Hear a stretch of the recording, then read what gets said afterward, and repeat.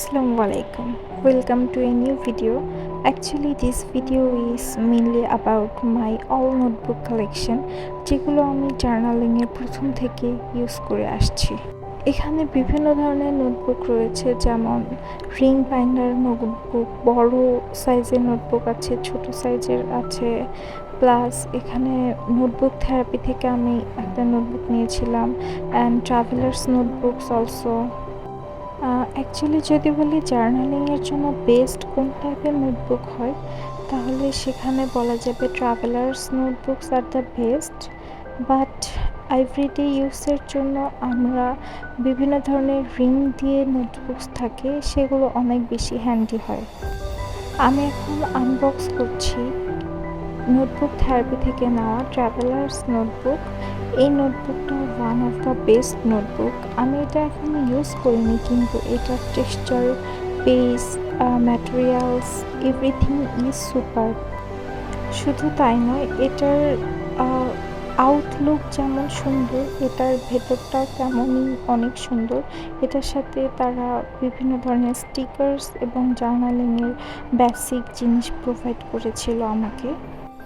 আমি এটা তাদের ওয়েবসাইট থেকে সরাসরি অর্ডার করেছিলাম। এটা আসতে আমার কাছে 1 মাসের মতো টাইম লেগেছিল। অ্যান্ড লুক, আমি যেমনটা বলেছিলাম, এটার পেজ স্ট্রাকচার, পেজগুলো এত মোটা মোটা। দেখা যায় আমরা সাধারণত জার্নালিংয়ের ক্ষেত্রে বিভিন্ন ধরনের গ্লু বা স্টিকার ইউজ করি, যেটা ইউজ করলে দেখা যায় অপর পেজ থেকে জিনিসটা ভিজিবল হয়ে থাকে, কিন্তু এখানে এটার কোনো সুযোগ নেই। এই নোটবুকটি সম্পর্কে আরও ডিটেলসে যদি জানতে চান, আমি প্রিভিয়াসলি এটার একটা আনবক্সিং ভিডিও করেছিলাম, সেটা দেখে নিতে পারেন। আমি ভিডিওটা অ্যাটাচ করে দিব। ইনশাল্লাহ খুবই দ্রুত আমি এই নোটবুকটা ইউজ শুরু করব।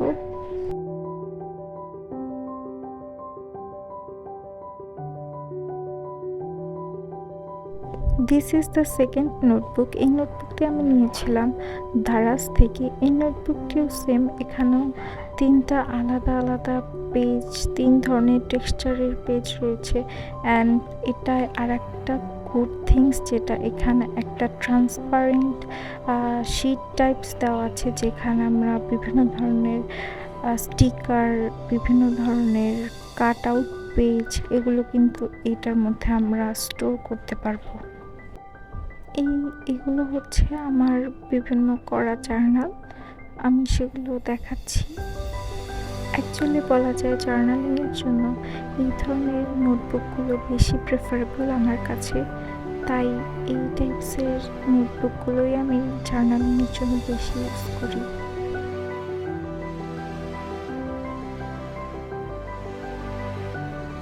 This is the third notebook. আমি এই নোটবুকটি নিয়েছিলাম পিক্সেল আলট্রা পেজ থেকে। আমার ইনস্টাগ্রামের অ্যাকাউন্ট ট্যাগ করা আছে, আপনারা সেখান থেকে পিক্সেল আলট্রার সম্পর্কে জেনে নিতে পারেন।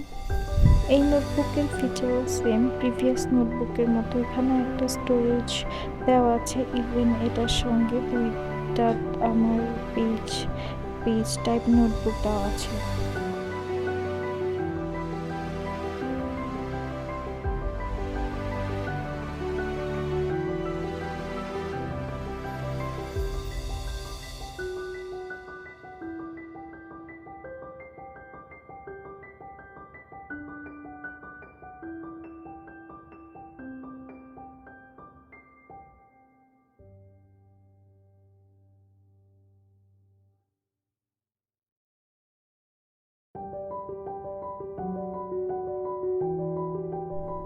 This is the very first notebook that I used for starting my journaling journey. এই নোটবুকটা আমি সর্বপ্রথম কিনেছিলাম। এটার মধ্যে আমি বেশিরভাগ আমার জার্নাল এটার মধ্যেই বানিয়েছি। এই নোটবুকটা আমি দারাজ থেকে নিয়েছিলাম। লুক, এটার অলমোস্ট সব পেজই আমি দেখা যাচ্ছে যে ইউজ করে ফেলেছি। এটার একটা সুবিধা হচ্ছে, এখান থেকে রিং সিস্টেম হওয়ার কারণে ইজিলি পেজটা খুলে বাইরে নিয়ে জার্নালিং করা যায়। দেন করা শেষ হয়ে গেলে পেজটা আবার ইনসার্ট করা যায়। এরপরে যে 2টো নোটবুক আমি দেখাবো, সেগুলো আমি আমার লোকাল স্টেশনের শপ থেকে নিয়েছিলাম। একটা অলমোস্ট অনেকটা ডায়েরির মতো।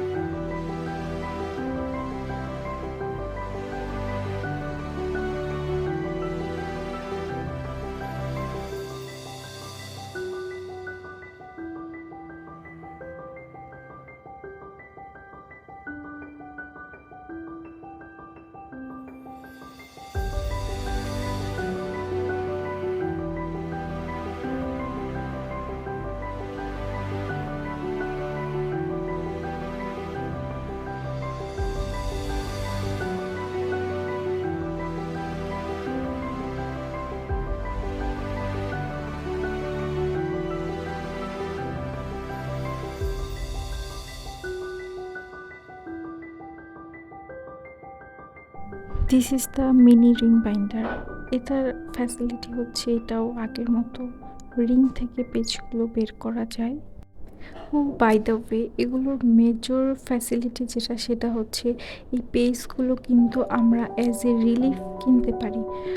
খুচরা বলে যেটাকে, আমরা সেইভাবে দেখা গেল আমার জার্নাল করতে করতে পেজ শেষ হয়ে যেতে পারে।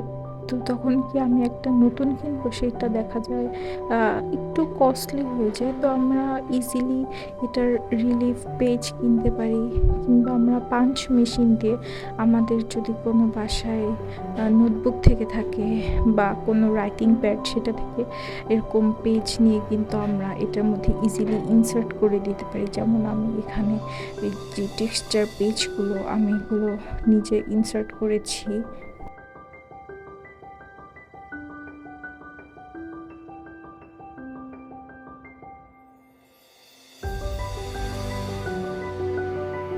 And finally this is the last one. এটা হচ্ছে হোমমেড, এটা আমি নিজে বানিয়েছি একটা ট্রাভেলার্স নোটবুক থেকে ইন্সপায়ার্ড হয়ে। এটা আমি বাসায়, আমার রাইটিং প্যাড ছিল, সেটার পেজটার কোয়ালিটি খুব ভালো ছিল, তো আমি সেটার থেকে এই সুন্দর নোটবুকটা নিজে বানিয়ে নিয়েছি। And finally I am all done with all my notebooks. এটা বলা যেতে পারে আমার 2024-এর কালেকশন।